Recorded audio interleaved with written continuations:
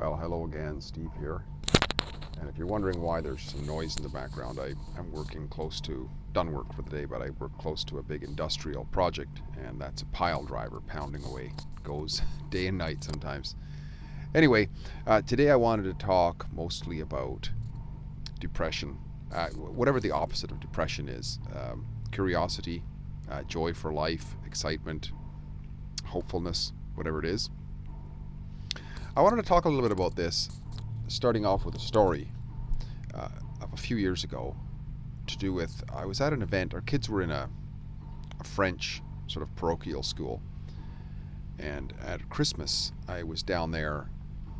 They had this sort of family gathering for Christmas, and the principal, we knew this lady, very nice lady.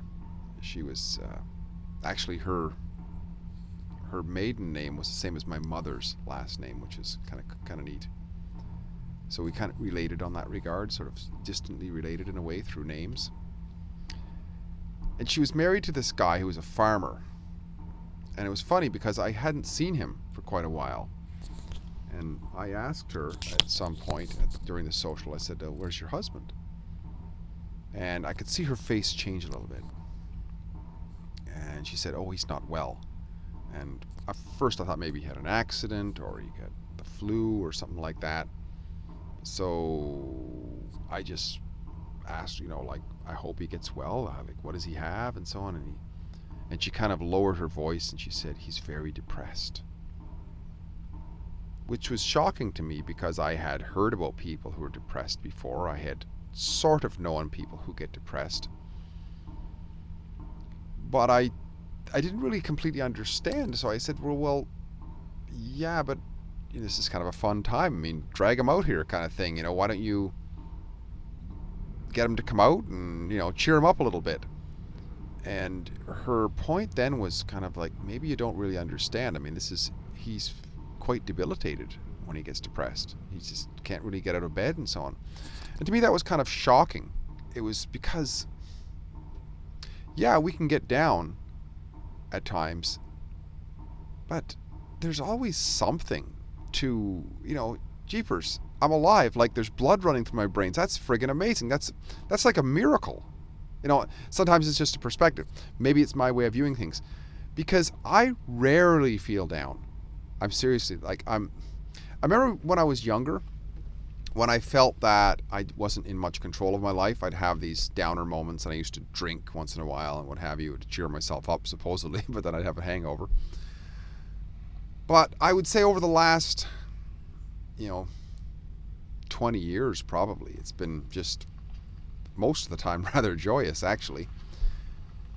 In spite of not really being much change in the outer world. I mean, look at what's going on in the world these days, and it doesn't really faze me all that much. I mean, seriously, it doesn't. So I try to think about, what is the difference? I know that I had not a great upbringing, but at least my parents stayed together, and we didn't have any wealth to speak of. I mean, I can remember snow blowing in on my bed. I didn't have much, we certainly didn't have much wealth, but I always had enough to eat, I would say. But when I think about it now, I think it has something to do, and I've written about this before too, and I've thought about this before and written about it. I think it, like I'd said a couple of days before about how we've lost, God is dead. But even for those who don't really believe in gods and so on, I think it comes down to having something to look forward to, having something, in other words, grander than ourselves, having sort of a purpose. And I think that it's human nature sometimes to think that we are endowed with a purpose, like we have inherently a purpose, like there's a reason to life and a purpose to life. And some people will find that, I guess. Others, they have to sort of create it, I think. And I was talking to a family member of mine recently, and we were talking about how there's an importance to whatever it is that we put on as that grander sense of self. And his interpretation of it is that it's community. Because if somehow we can see the community, not that the community exists without us, without the individuals, but if we can construct kind of a God called community and realize that we really want to help, it comes down to, I think, finding that something and recognizing what it is that kind of helps us through, as opposed to a drug. Because a drug or alcohol or other forms of addictions, I say, are more of a distraction from the pain and a way of smoothing over the pain momentarily. But a project or a cause that we're working for helps us to get to the source of the pain, which has to do largely with emptiness, because it fills us up with something wholesome rather than smoothing over the rough edges of the emptiness, which is what a drug or something like that does, right? So this is why I think that book, I just remembered it right now, Man's Search for Meaning by Viktor Frankl. He talked about how those who survived in the Holocaust that he was in the camps, in those camps that were really, really hard to survive within, if you weren't outrightly killed, but even if you were worked to death or whatever, the people who didn't have a cause that was bigger than themselves, he said, they didn't survive very long at all. And on the flip side, those who did survive, provided that it wasn't, they weren't outrightly killed or something like that, but the ones who did survive, they had a real strong reason to live, which was other than just themselves. It was their loved ones needed them. They were very religious. They wanted to help others to survive in the camp or something like that. Like they worked for something. They worked for something. And I think we all have those times in our lives when we have this enthusiasm to get up in the morning because we've got a project going on or something new, and it's more than just, oh, I want to have that next bottle of alcohol. This is wholesome. I'm enjoying it. I'm enjoying it, and I can see how it's connected in some way to something, to a bigger project, to something grander than myself, right? It's like, do you ever have a situation where you get into making a toy or something like that for somebody for Christmas? It's a loved one, right? And it's more wholesome once you get into it. It's not as hard to get into it. Once you get into it, it feels more wholesome than just going out to Walmart and buying some trinket or something like that. Even though it may not be more elaborate materially than what it is you're making. But because you're putting the effort in, once you get going, like years ago I used to carve little wooden boats. And maybe this is part of the reason why I don't get depressed so much, because I take on these little projects, always have from the time I was a very small kid. I used to carve these little boats, and then I started making them into little sailboats. I put a mast on them, and then I started putting sails on them. Then I started to sew the sails, and I'd put bowsprits and multiple masts, and then I'd carve out the interior of the boat, and I put a little cabin in it and whatnot, and then I'd paint the boat.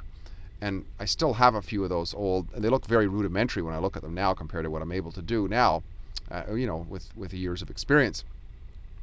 But I remember when I was making those things, how it would take sometimes several weeks to finish those details.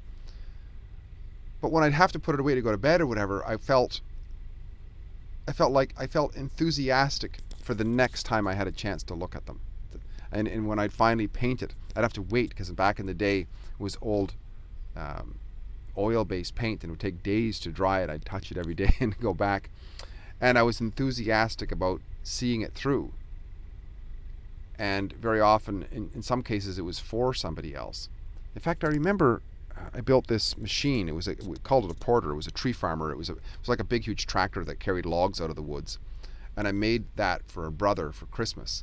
It took me weeks to make it. I put lawnmower wheels on it originally, I think.